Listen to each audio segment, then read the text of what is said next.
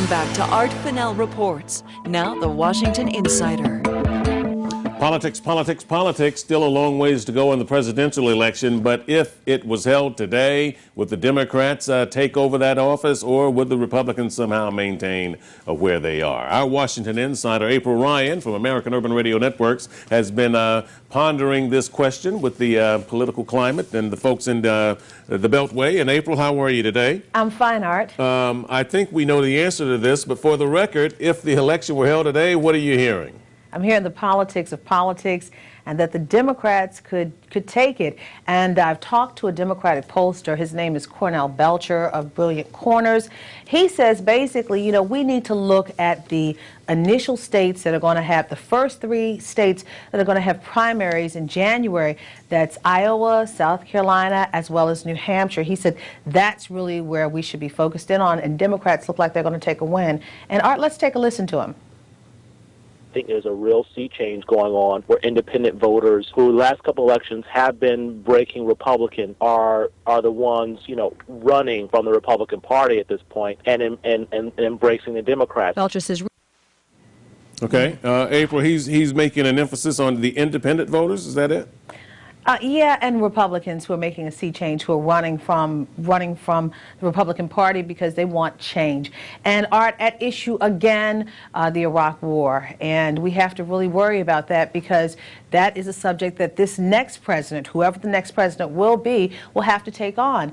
And America's talking about change. Okay, and I know that at the forefront of that change on the Democratic side, the front runners continue to be Barack Obama and Hillary Clinton in no particular order, although I think Senator Clinton is probably at the front right now. Yes. Let me backtrack to something that we've talked about previously here. You and I had a discussion about Senator Clinton's campaign commercial that she put out in Iowa. Yes. The commercial is called Invisible, and she talked about how some Americans are invisible to the present administration, but that under her administration, no one would be invisible. And we talked about the fact that there was no diversity represented in that commercial. I remember this very well, That's yes. That's right. And you said it's because the campaign was specific for Iowans. Targeted for Iowa, yes. One of the first primary states in January, yes. That's right. So here's what I want to do for the sake of the viewers who didn't see our first discussion on this. Here's a clip that sort of sums up where you and I were on opposite sides of this. And then I want to come back and read some of the responses, okay? Do we have to? Yes, we do. Let's watch. Listen, they're targeting their audience.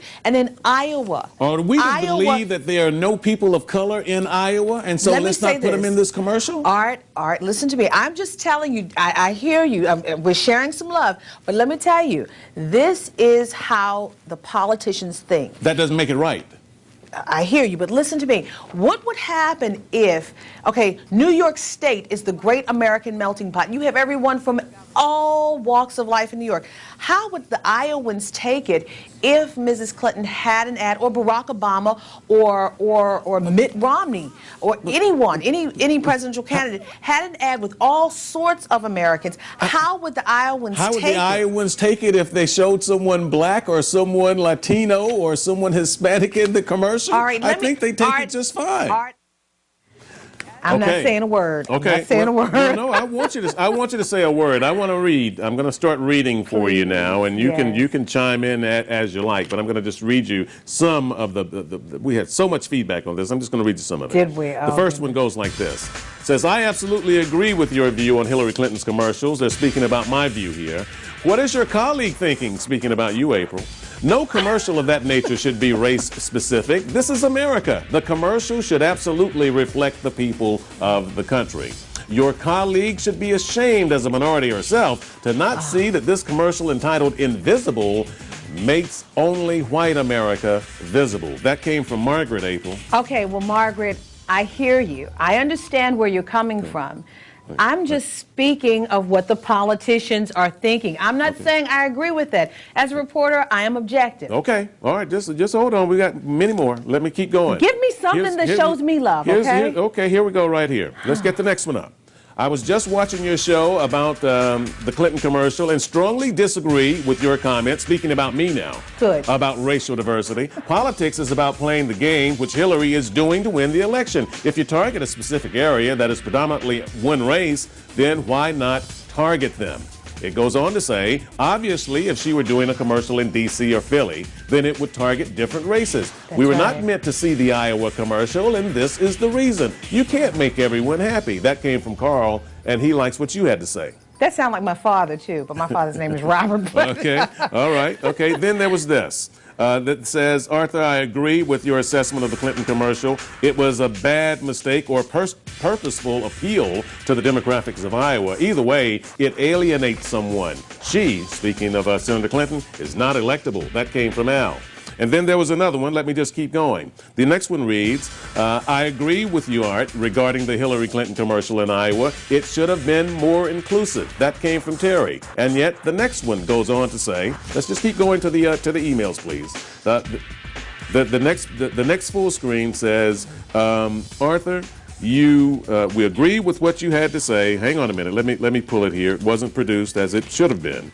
And it went on to say, the commercial should have been made to cover all Americans. I was equally offended by April's comment about the music being quilting music because I'm a quilter and I don't listen to that type of music. I quilt too. I quilt too. My grandmother showed me how to quilt. She was in North Carolina. I quilt too. I even took a quilting class. I listened to soothing music when I quilt. Okay, I'm sorry. Forgive me.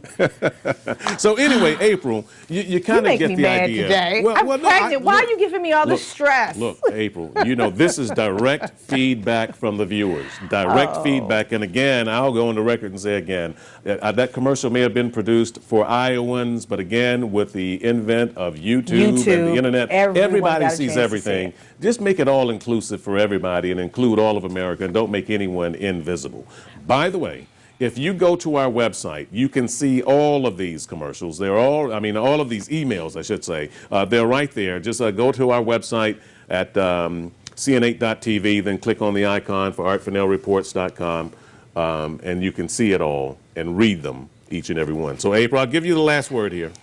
Again, I am just pointing out, I've been in Washington for 11 years, and I know how these people work, politicians, and I know how they target audiences. It's not necessarily my personal opinion, but this is what I have been seeing, and I hope you can appreciate that, everyone, to include Art. There you go. We'll leave it right there. Okay. And we're just, what did you say? We're just sharing the love. We're sharing love. We're there. We're there. We're there. Oh, gosh, I love it. See you, April. See you next time. Take care. All right.